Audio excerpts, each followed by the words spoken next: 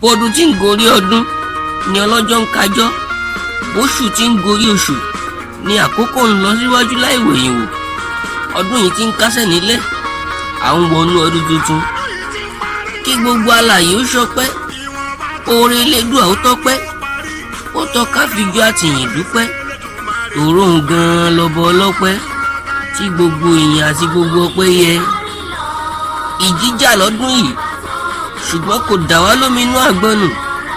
Kòró ṣọṣẹ́ lọ́dún yìí, kòró ò kó wa lẹ́bí lọ. Ìyàn ń mú bákan náà, síbẹ̀ ọkàn tí a balẹ̀. Wọ́n ń jínigbé lọ́tùn, wọ́n ń pànìyàn lósì.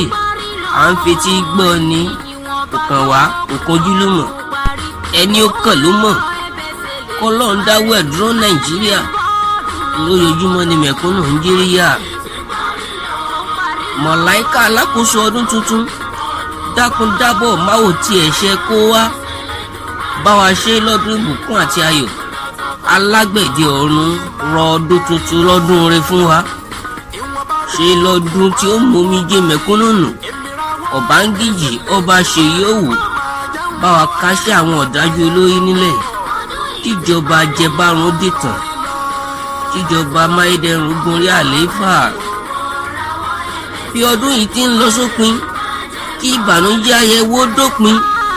Ẹkún òun ìpakínkeke ti pin, sátì lókè lọ́ba ti ń pin.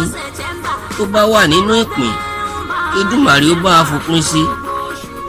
Ayọ̀fẹ́ ń fi tayọ̀tayọ̀ kí yín kù múra ọdún tuntun. Tó rọ́tù ọ̀tún lọ́jọ́ ń yọ.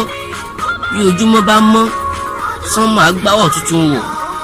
Ojúmọ́ gbogbo sàn wá fún mèremère. Ká fi ayọ̀ ṣọdún. Àkànnàmọ̀gbò kì í pọdún jẹ. Àti mọ́dún jẹ náà. Agúnlọ́ta, agúntẹ̀tẹ̀ abínú ẹni. À ń mú mìíràn jẹ láṣẹ Èdùmàrè.